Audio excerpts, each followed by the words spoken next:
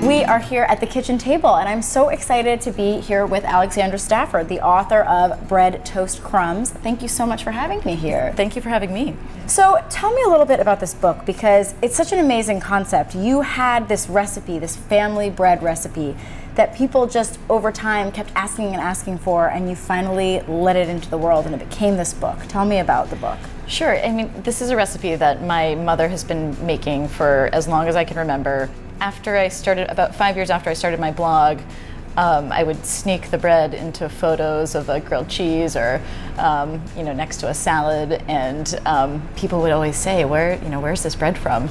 And I finally, I called my mom one day and I said, Mom, can I please share this recipe? Just nobody knows how easy bread baking can be. Right. And she had to think about it for a little bit, and then she said, okay, go for it. And so why does this recipe work in places where other recipes don't? Because we're going to make the peasant bread today, as it is called, which is pretty exciting to have this secret, now not so secret recipe. But I think that for a lot of people watching that, they're going, okay, but then this bread can't be very good, or it doesn't have the same texture. Why does this work in sort of places where others don't? I think part of the reason why it works is it's a very high amount of water. It's loose, so the yeast makes it rise. It rises quickly. I think because the dough is so loose, it rises quickly, and I think that's the real key. Is that it's a lot of water. It's also it's just seasoned nicely. It's a little bit of salt, yeah, a little bit of sugar. Yeah, and that's it. Awesome. Well, let's learn the recipe. So to get started, there's really very few ingredients. What do we have in front of us? It's 2 teaspoons kosher salt, 2 teaspoons sugar, and 2 teaspoons instant yeast, 2 cups lukewarm water. And you can make this perfectly lukewarm by boiling some water and then mixing it with cold. So it's 1.5 cups of cold water and 1/2 cup of boiling.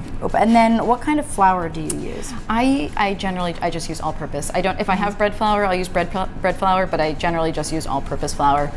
Most people have that, so just make it easy. Easy. And how much flour? This is 4 cups, and I always weigh it, so it's 512 grams. Right. And why is that so important when you're making bread, to have the scale? Well, get the scale. One, I just find it faster. You have your bag of flour, you put your bowl on the scale, you tear it, you dump it in, and you're not worried about leveling. If we all just always did 512 grams, it would, it's going to come out exactly the same. Let me ask you the difficult question. For people who don't have a scale, will it still work? It does, and my sister still sort of poo-poos. She's like, it's not. It's fine. It's fine. She takes these cups and she just throws it in, and it works. Again, because there's so much water in the dough, it's very forgiving. Yeah, it makes a difference. All right, so we've got our flour here. What do we do next? Okay, so we just add everything in: salt, easy, sugar, instant yeast. So that's it. Whisk, and then 2 cups of water. And you call this, a no-knead bread. Why doesn't it need to be kneaded? I think, I would credit Jim Leahy with sort of teaching us that, bread, it doesn't necessarily need to be kneaded, even if it doesn't need the knead. It doesn't, yeah. I mean, that's how fast it is. It's done. And now we're done. I like to keep it in a warm place to rise. About an hour to an hour and a half, it will have doubled in bulk. So this we've had sitting for an hour, and this really rises. I mean, this is quite a dramatic difference. It does. It rises very quickly. So we have that, and then we have these buttered bowls. Tell me about the buttered bowls. So this is another thing. So my mom, I guess, she always hated the feeling of flour on her hands and like sand on her feet. She just doesn't like it, and this is part of the reason why she never put it on a board and tried to knead it or shape it or anything. So she had Pyrex bowls, she buttered them, she put it in, it worked. So now we've got this sticky dough. So and again, but still avoiding having to touch it. We're just deflating it. You just want to pull it from the sides. And what does the pulling it in do? It's really just to deflate it. It would be the equivalent of like punching it down if you were doing a kneaded dough and you were about to knead it again. You just want to deflate it and then just release it.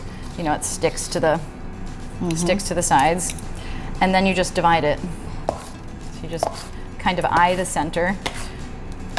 For this recipe, this is making just 2 loaves. 2 loaves, yes.